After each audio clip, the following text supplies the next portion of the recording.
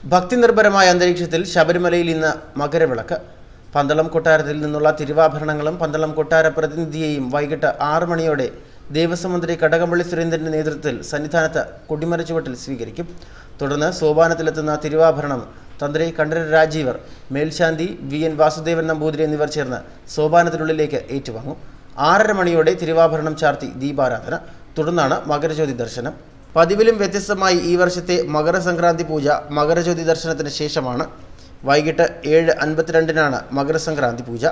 പൂജയുടെ മധ്യത്തിൽ തിരുവിതാംകൂർ കൊട്ടാരത്തിൽ നിന്ന് കൊണ്ടുവരുന്ന നെയ്ത്തേങ്ങ പൊട്ടിച്ച് നെയ്യഭിഷേകം ചെയ്യും. അഭിഷേകത്തിനുള്ളിലെ നെയ്ത്തേങ്ങയുമായി കവടിയാർ കൊട്ടാരത്തിന്റെ പ്രതിനിധിയായി കന്യയ്യപ്പൻ ഇന്നലെ സന്നിധാനത്ത് എത്തി. തിരുവിതാംകൂർ രാജസ്ഥാനിയൻ ശ്രീമൂലം തിരുനാൾ രാമവർമ്മ കൊടുത്തയച്ച നെയ്ത്തേങ്ങ വൈകിട്ട് തന്ത്രിക്ക് കൈമാറി.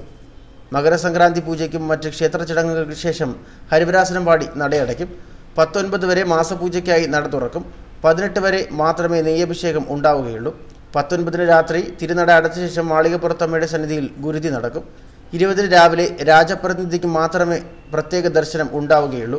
അതിനുശേഷം നട അടയ്ക്കുന്നതോടെ മകരസംക്രമോത്സവം പൂർത്തിയാകും. മകരവിളക്ക് മഹോത്സവത്തോടനുബന്ധിച്ച് വണ്ടിപ്പെരിയാർ സത്രത്തിന് സമീപത്തെ പുല്ലുമേട്ടിൽ ഒരുക്കങ്ങൾ പൂർത്തിയായി. മകരജ്യോതി കാണുന്നതിനായി പുല്ലുമേട്ടിലെത്തുന്ന ഭക്തർക്കായി ശക്തമായ സുരക്ഷാ സജ്ജീകരണങ്ങൾ ഒരുക്കിയതായി ജില്ലാ ഭരണകൂടം അറിയിച്ചു. പുല്ലുമേടിന് പുറമെ പരുന്തുംപാറ, പാഞ്ചാലിമേട് എന്നിവിടങ്ങളിൽ നിന്ന് മകരജ്യോതി കണ്ടു തൊഴാൻ സാധിക്കും. ഇവിടെ നിന്നും അയ്യപ്പ ഭക്തർക്ക് സുഗമമായ ദർശനത്തിനായി വിവിധ വകുപ്പുകളുടെ ഏകോപനത്തോടെ ജില്ലാ ഭരണകൂടം ക്രമീകരണങ്ങൾ ഏർപ്പെടുത്തി. പുല്ലുമേട്ടിൽ മകരജ്യോതി കാണാൻ സാധിക്കുന്ന അപകട സാധ്യതയുള്ള ഭാഗങ്ങളിൽ ബാരിക്കേഡുകൾ സ്ഥാപിച്ചു.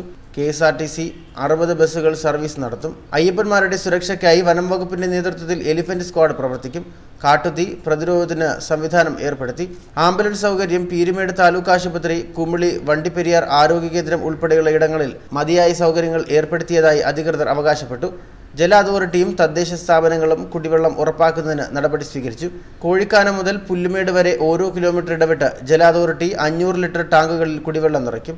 അതേസമയം മുൻവർഷങ്ങളിൽ ഭക്ഷണത്തിന് വനം വകുപ്പ് അമിതവില ഈടാക്കുന്നതായി പരാതി ഉയർന്നു.